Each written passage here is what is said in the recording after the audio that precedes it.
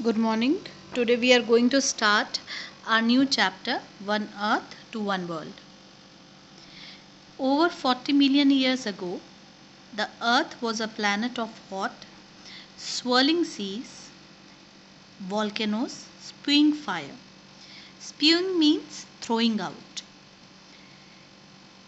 It was a world with no life on land or in the sea. It means earlier there was no life on the earth. However, that turbulent means stormy, lifeless earth held within it the seed of life.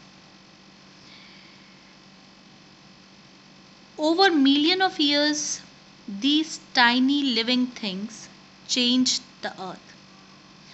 As I have told you earlier, that earlier there was no life. Then the changes took place. Over many or million of years ago, tiny living things changed the earth.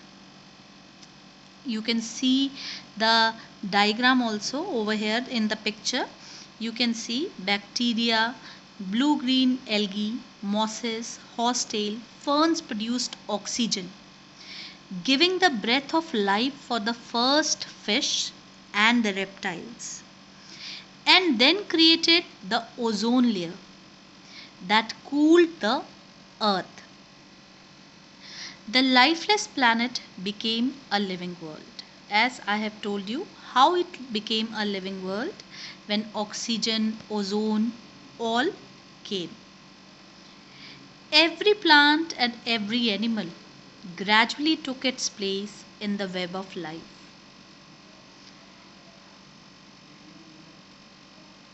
Woven during long millennia of prehistory. Millennia means million of years. The last to arrive on the scene was man.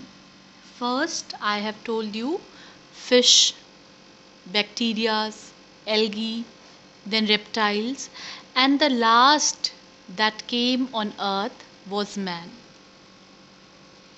As man developed and progressed, he built his world by dividing up the earth. Earlier, there was nothing like India, Pakistan, America. It was earth. When man came on earth, he started dividing the earth into different parts. Into mine and yours, theirs and ours. Like we are saying, this is our country, that is your country. Nothing like that earlier.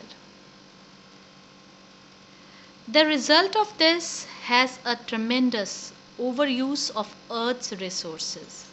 Man, we are always in a competition that my house should be better than yours. So what we are doing, we are exploiting the resources. We are overusing them sometimes. The countryside has come under pressure from increasing number of farmers and the landless. Cities are filling with people, cars and factories. In one house you can see that there are 2-3 cars, 2-3 scooties.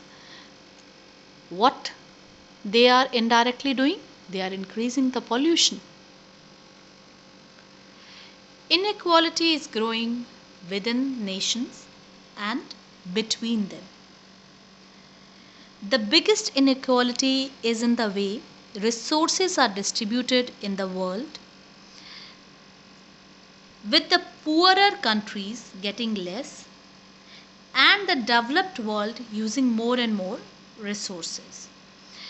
This is the very common thing, that poor people are not getting chance to use the resources. Same is with the countries. The rich countries are using the resources and poor countries are not getting chance to use them properly. This inequality causes problems of poverty because people don't get enough resources.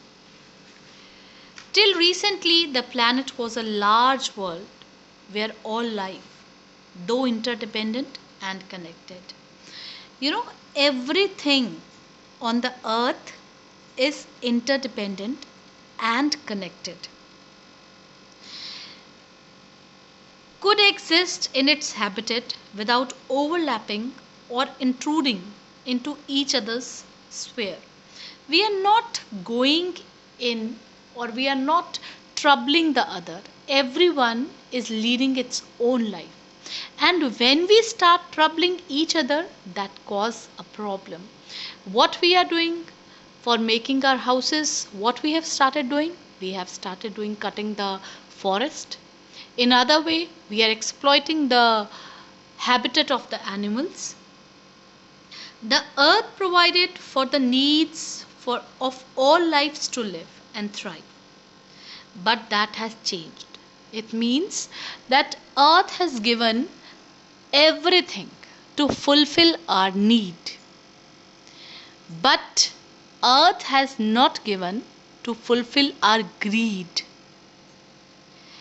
Earth is unable to regenerate and recycle resource fast enough.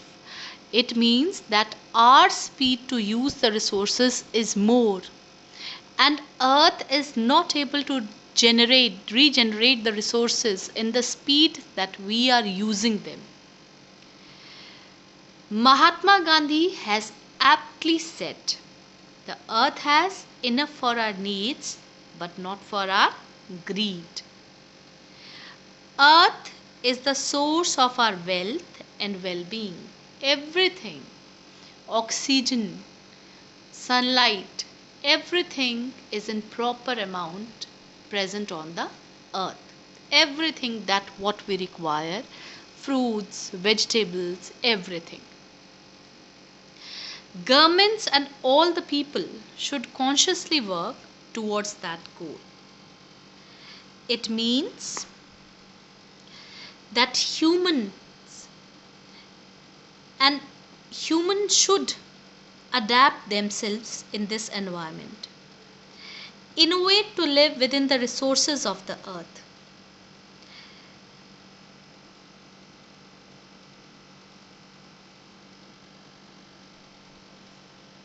If we consider the impact on environment when we decide or where we live, how we use energy in our homes, what we eat, how we travel, how much garbage we produce, we can have a collective healing impact on the biological and ecological system that sustain us. So we must use the resources in a proper way, in a proper manner, that in future man should not repent that he has exploit or overused the resources. Thank you so much.